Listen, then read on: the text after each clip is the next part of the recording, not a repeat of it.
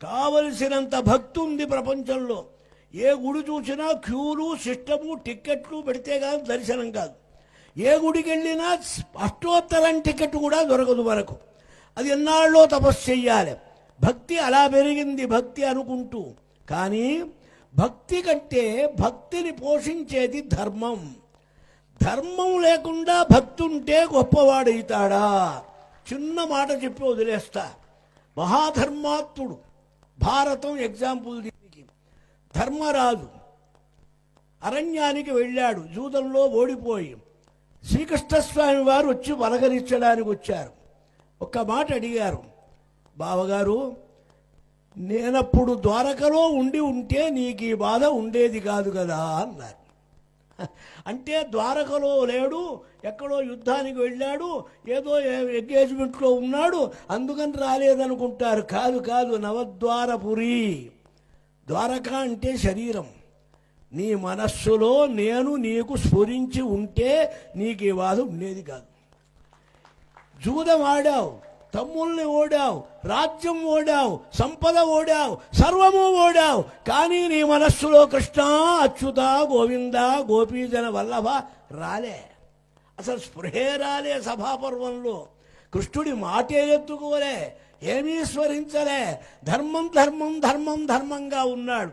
ధార్మికుడు, అజాత శత్రువు, అసత్యమెరుగడు, నింద ఎరగడు, జుగుప్స ఎరగడు, మహానుభావుడు. కానీ ధర్మో వివర్ధతి యుధిష్ఠిర కీర్తనేనా.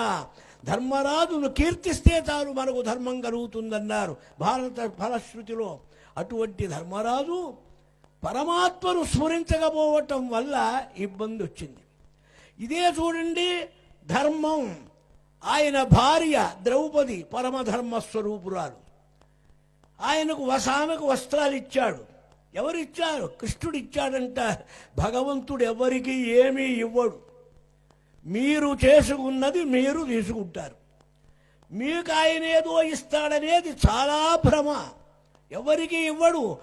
ఆయన ఒకరికిచ్చి ఒకరికి ఇవ్వకపోతే వారిని చంపాడు, సుగ్రీవుణ్ణి రక్షించాడు. వైషమ్యం కాదక్కడ, వైషమ్య నైర్ఘృణ్యాలు వస్తాయి. కాబట్టి ఎవరిని ఏమీ చెయ్యడు, వారి ఫలాన్ని బట్టి చేస్తాడు. ఇక్కడ మహాపతివ్రత పరమధర్మస్వరూపురాలు ఆమెను రక్షించారు. ఏమి రక్షించారన్నారు? ఒక్కటే మాట. దుర్యోధనుడు ఒక్క మాట అడిగాడు సభలో, నా భర్త చేసింది అధర్మం అని అను, నిన్ను వదిలివేస్తానన్నాడు. ఆయన ఒక్కటే మాట అన్నది, మిన్ను మీద పడవచ్చు కానీ నా భర్త ధర్మాన్ని తప్పుతాడా?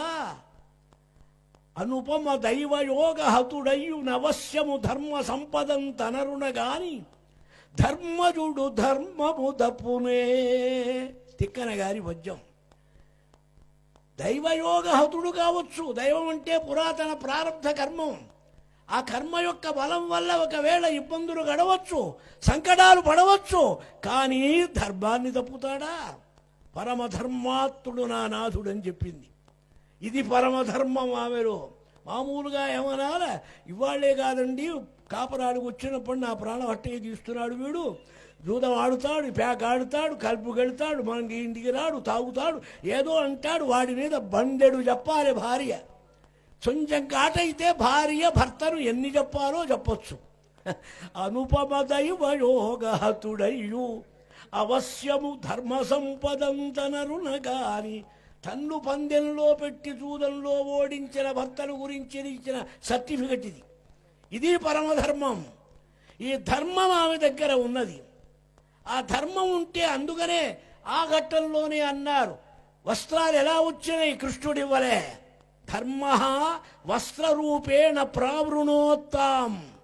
ధర్మమే వస్త్రరూపంగా రకరకాల డిజైన్లు, రంగులు, కలర్లు, రకరకాల వైభవాలతో ఆ చుట్టుకున్నయిట ఆమెకు ధర్మం. ఈ ధర్మం చుట్టుకుంది కదా, ధర్మం ఉన్న ధర్మరాజును ఎందుకు చుట్టుకోలే? ధర్మరాజుకు దైవ స్మరణ లేకపోయింది. ఈమె అడిగింది, కృష్ణ కృష్ణ గోవింద గోపికా జనవల్లభ ద్వారకా వాసిం చవ్వయ రక్షించు రక్షించు స్వామి అన్నది. రెండు ఆల్టర్నేషన్, రెండు ఇచ్చింది. ఒక మాట విశ్వాత్మం విశ్వభావన, చక్కని మాట, భారతే త్వర్ధ గౌరవం అని. విశ్వాత్మన్ విశ్వస్వరూపుడివి. ఏది విశ్వం విష్ణురు షట్కార విశ్వస్మై నమః. ఈ సమస్తమైన బ్రహ్మాండము విష్ణుమూర్తే, వేరే ఎవరు కాదు. వ్యాప్నోతీతి విష్ణు.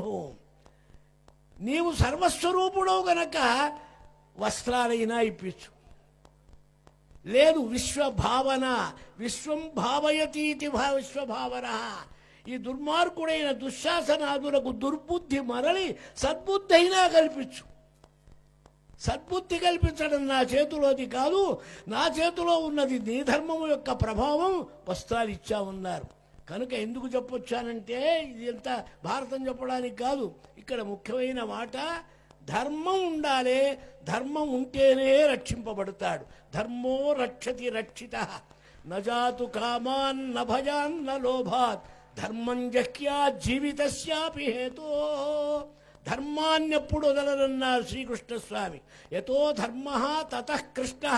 పులిహార దద్దోజనాలు, పటాలు, డిజైన్లు, పూలదండలు వేస్తే భగవంతుడు రాడు. నీ దగ్గర ధర్మం ఉంటే వస్తాడు. ధర్మాన్ని రక్షించుకో. ఈ ధర్మం ఎటువంటిదన్నారు? సనాతన అన్నారు.